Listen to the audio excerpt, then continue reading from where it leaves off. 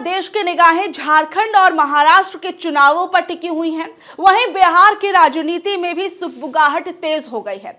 बिहार के अंदर बीजेपी और नीतीश कुमार के बीच में लगातार तकरार और दरार बढ़ती जा रही है, जिससे ये संकेत मिलने लगे हैं कि बिहार की राजनीति में सरकार के भीतर सब कुछ ठीक नहीं चल रहा है।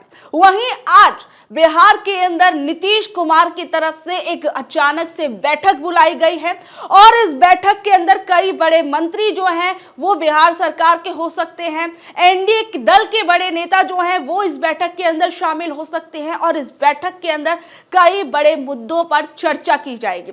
इसके साथ ही मैं आपको बता दूं कि जिस तरीके से बिहार के अंदर, बिहार की सरकार के अंदर बीजेपी नेताओं पर एक के बाद एक एफआईआर होने लगी है, वो ये बात साफ बयां कर रही है कि नीतीश कुमार जो है बीजेपी की हिंदुत्व वाली राजनीति के चलते अपना नुकसान नहीं करना चाहते हैं, क्योंकि जिस तरीके से हिंदूवादी बयान जो है वो बीजेपी नेताओं के एक के बाद एक तल्ख होते जा रहे हैं और उस पर जो बिहार की सरकार है वो भी एक्शन लेती हुई नजर आ रही है। अगर ये बदिया, ये घुसपैठिए, ये मुसलमान अगर हमें एक थप्पड़ मारे तो सब जमा होकर के उसे 100 थप्पड़ मारेंगे। ये करेंगे, भाई और बहन दोनों से कह रहा हूं। तो महादेव का कसम मन मन खाओ, हाथ उठा के कहो हर हर महादेव। इसलिए मैं कह रहा हूं कि सब मिलकर के इकट्ठा हो और एक साथ रहोगे तो सुरक्षित रहोगे, बटोगे तो आप समझ सकते हैं कि बिहार के अंदर भी अभी एनडीए की सरकार है, उसके बावजूद बीजेपी के नेताओं पर एफआईआर होना, इसके कई मायने निकाले जा सकते हैं। बिहार के अंदर राजनीति में देखा जाए तो नीतीश कुमार अपना जो कद है वो बराबर बीजेपी को बताने की कोशिश कर रहे हैं कि देखिए सरकार के अंदर हम, बिहार में आपका हिस्सा तो है ही, साथ ही में केंद्र में भी आपका हिस्सा है। और इसके साथ साथ बिहार के अंदर जिस तरीके से आज जो अहम बैठक बुलाई गई है, सबसे पहले इसके बारे में जानिए।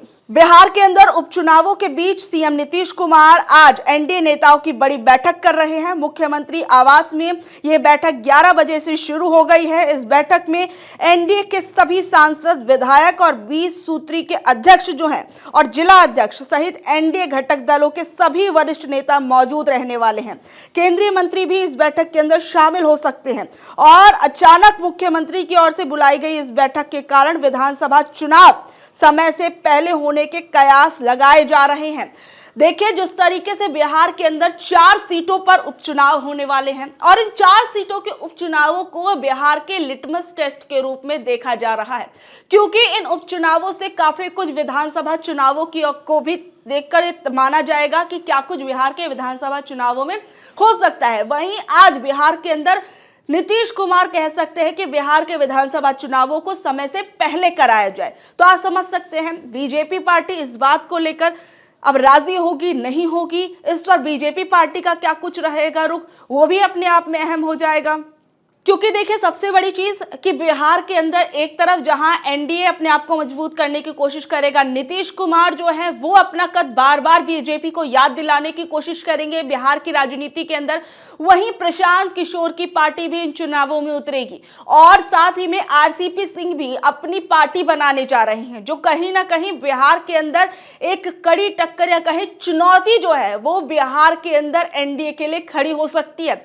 तो आप ये राजनीतिक सभी चीजों को आप समझ सकते हैं। वहीं लेकिन जहां एक तरफ ये लोग बिहार के अंदर एनडीए के लिए चुनौती तो बनेंगे, लेकिन एनडीए के भीतर जो बड़ी चुनौतियां इस वक्त बिहार के अंदर चल रही हैं उससे आप समझ सकते हैं कि किस तरीके से नीतीश कुमार और बीजेपी के बीच में सब कुछ ठीक क्यों नहीं चल रहा और बार बार बीजेपी और नीतीश कुमार की पार्टी आपस में क्यों टकराती हुई नजर आ रही है। तो सबसे पहले तो आप ये देखिए कि गिरिराज सिंह का जो बयान सामने आया उसके बाद कहीं ना कहीं बीजेपी और जेडीयू के अंदर तल्खियां बढ़ गई। गिरिराज सिंह ने जो हिंदू स्वाभिमान यात्रा भागलपुर से निकाली, यहां 1989 से बड़ा दंगा हुआ था। जेडीयू ने इस यात्रा का समर्थन नहीं किया। बीजेपी के प्रदेश अध्यक्ष को सार्वजनिक जवाब देना पड़ा और सबसे बड़ी चीज हालांकि बीजेपी ने भी खुद को इस चीज से अलग कर लिया था, इस यात्रा से अलग कर लिया था, लेकिन जेडीयू इस यात्रा का कड़ा विरोध करती हुई नजर आई थी और जेडीयू के कई नेताओं ने इस पर बयान भी दिए थे। वहीं अररिया से जो बीजेपी के सांसद प्रदीप कुमार सिंह हैं, उन्होंने भी एक विवादित बयान दिया कि अररिया में रहना है तो हिंदू बनना होगा। राष्ट्रीय लोक मोर्चा के अध्यक्ष और सांसद उपेंद्र कुशवाहा ने उनके बयान को आपत्तिजनक कहा था। वहीं वक्फ बोर्ड को लेकर आपको पता है कि किस तरीके से वक्फ बोर्ड को लेकर लल्लन सिंह जो है वो लगातार इसका समर्थन करते आए थे, लेकिन जेडीयू के भीतर कई मुस्लिम नेता जो हैं वो इसका विरोध करते हुए नजर आए थे। तो इस चीज को लेकर कहीं ना कहीं नीतीश कुमार ने भी इसमें कुछ खुलकर नहीं कहा और समान नागरिक संहिता के सवाल पर बीजेपी की राय से जेडीयू अलग रही। और नीतीश कुमार तो यहां तक कह चुके थे कि बिहार में ये किसी भी कीमत पे लागू नहीं होने वाला, और इसका साफ मतलब जेडीयू और बीजेपी दोनों ने अपनी अपनी राहें इस मुद्दे पर अलग कर ली थी।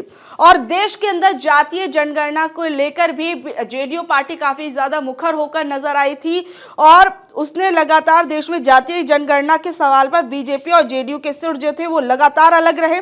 बिहार में शराबबंदी के मुद्दे पर जनसुराज आरजेडी जैसी पार्टियां तो नीतीश कुमार को घेरती रही, लेकिन बीच बीच में एनडीए की पार्टी में हम के सुप्रीमो और पूर्व मुख्यमंत्री जीतन राम मांझी भी नीतीश कुमार को घेर रहे थे। वहीं चिराग पासवान भी इस मुद्दे पर नीतीश कुमार को घेर चुके हैं। एससी एसटी आरक्षण पर सुप्रीम कोर्ट के निर्देशों के बाद लोजपा और हम पार्टी के बीच एकमत नहीं दिखा। चिराग पासवान और जीतन राम मांझी के अलग अलग बयान आते रहे। सरकारी स्कूलों में हिंदू पर्व और त्योहारों के अवसर पर छुट्टी के सवाल पर भी बीजेपी और जेडीयू में लगातार टकराव देखने को मिला और बीजेपी से ही गिरिराज सिंह जैसे नेता बार बार सवाल उठाते रहे। और वहीं आप समझ सकते हैं कि बिहार को विशेष राज्य का दर्जा देने के लिए किस तरीके से बीजेपी और जेडीयू पार्टी के बीच में इस मुद्दे पर तकरार नजर आई। एक तरफ आरजेडी जो है वो जेडीयू पर इस चीज को लेकर निशाना साधती रही कि विशेष राज्य का दर्जा आप अपने राज्य को दिलवाइए, और इस चीज को लेकर बार बार बीजेपी पार्टी को जो है वो नीतीश कुमार चेता भी चुके हैं। और जब पार्टी बन रही थी, जब ये सरकार केंद्र में बन रही थी, तब ये कहा गया नीतीश कुमार से कि विशेष राज्य पर जो है वो बातचीत की जाएगी, लेकिन अब इस चीज को लेकर बीजेपी पार्टी ज्यादा एक्टिव जो है वो होती हुई नजर नहीं आ रही है। तो कहीं ना कहीं ये मुद्दा भी बीजेपी और जेडीयू पार्टी के बीच में तल्खी का एक बड़ा कारण जो है वो बन सकता है। तो आप समझ सकते हैं कि आज की जो ये बैठक होने वाली है ये भी बहुत कुछ तय कर देगी कि आखिर में बिहार की राजनीति में अब क्या कुछ होगा। बिहार के विधानसभा चुनाव क्या वाकई नीतीश कुमार जो है वो पहले करा पाने में कामयाब हो पाएंगे? क्या बीजेपी पार्टी इस चीज में नीतीश कुमार का समर्थन करेगी? वहीं नीतीश कुमार जिस तरीके से बीजेपी नेताओं पर एफआईआर कर रहे हैं उस पर बीजेपी पार्टी क्या कुछ कहेगी? क्या इस पर बीजेपी पार्टी नीतीश कुमार से सवाल पूछेगी या फिर इस चीज पर भी बीजेपी पार्टी जो है वो अपनी आपत्ति दर्ज कराएगी? बहुत कुछ इस वक्त बिहार की राजनीति में भी चल रहा है। बहरहाल जो कुछ भी बिहार की राजनीति में घटता रहेगा वो भी हम आपको जरूर बताएंगे। ऐसी अपडेट से जुड़े रहने के लिए देखते रहिए ऑनलाइन न्यूज भारत में। आपके साथ शालिनी, धन्यवाद।